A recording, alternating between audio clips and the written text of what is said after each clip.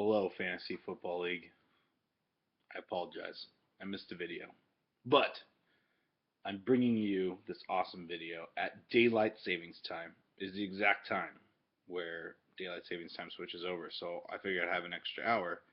Why not make sure I get a really good video in? Anyways, last week was rough. Not only did my Cowboys lose by 1 in Detroit, but my fantasy football team lost another player mid game, and I continued my losing streak.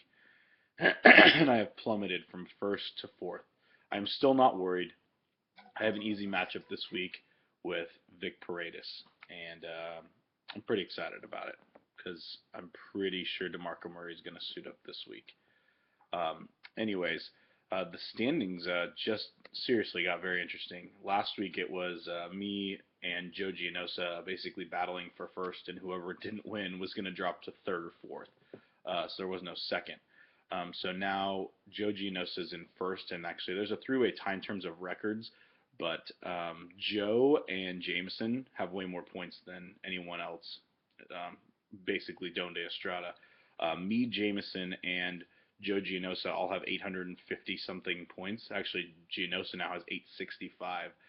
So I'm just projecting that those are the three teams that make the top that make the playoffs for sure. And then the battle for fourth is basically between Donde Estrada, who right now has that fourth playoff spot with the record, and then Sacramento Cillians, who's tied with me in terms of record, but I have 100 more points than him. And then there's two Mannings, one Cup, who has the fourth most points in the league, so he actually does have a shot. Everyone else, I mean, Vic Paredes has an outside shot. Gridiron Greats, even though he's technically only one win game back from the playoffs, he's not going to make it. He's only has 641 points, the second lowest total in the league, and somehow he's 4-4. I have no idea how that is. No clue. Anyways, the matchups this week are very interesting. Um, I would have brought you the matchups earlier, but I got my second substance abuse policy and I got suspended indefinitely, and then I reinstated myself. Yeah, Justin Blackman's an idiot. That guy's an idiot. I'm never drafting him ever in a league because he's just gonna keep smoking pot. God, that guy's a moron. Anyways, it's me against Vic Paredes. Big matchup for myself as well as Vic. Kind of battling for last couple playoff spots right there. Jacob's awesome team against ROGO. Um, Jacob's awesome team needs a win to stay anywhere close to the playoffs. Sacramento Cillians is extremely lucky this week going up against 0-8 Drew Job. Let's see how that plays out. 'Cause Sacramento Cillians is only projected at like 88 points, so we'll see what we'll see what happens. And then Tijuana Fish Tacos, Jameson Bart Jones against Trevor Kelly and his Stockton Storm. Should be interesting. James should handily win, but you never know with all these bye weeks. And then two Mannings, one Cup facing up against Dream Killers, Nate Langley, who will be the next guest in my video. And then Donde Estrada, worst 6-2 team in the history of fantasy football against the worst 4-4 team in fantasy football, the Gridiron Not So Greats. Uh, that should be interesting, to be honest, because both those teams don't score a lot of points. They just favor their matchups, and they're both matched up against each other this week. So I have no idea how that's going to unfold. Um, as far as the rest of the league, I think someone thought we had a winner take all league. I have no idea what they're talking about. It's very simple. First place is going to get $500. We may change it to 600 depending on if we get a trophy or not. That will be a one-time thing. Next year, first place will get 600 bucks because obviously we already have the trophy. Um, Second place is going to get 300. Third place is going to get 200, and fourth place is going to get a free entry into next year. Uh, that's pretty much all I have for you. I don't want to talk any smack because it hasn't worked the last 3 weeks because I've been on a losing streak. But what I will tell you is I really, really, really want all the Niners fans to keep getting all excited because they have like the easiest schedule in the league until they play like Seattle and New Orleans. So they're like, "Oh my gosh, we're back, we're back." Okay, let me just give you guys a really really cool stat here. Okay, the Niners. Okay, after by the way, they got killed by Seattle in Seattle. Okay, and I think that was one of Seattle's biggest wins so far this year. and then they turn around and go home and they're like, "Oh, we're gonna rebound." I think they were a 7 point favorite for that Colts game, and they got killed by the Colts. All right, killed, absolutely decimated by the Colts. So then, so the Niners I think are like 6-2 right now.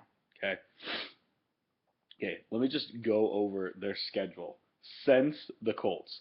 They played the Lambs. They played the Texans.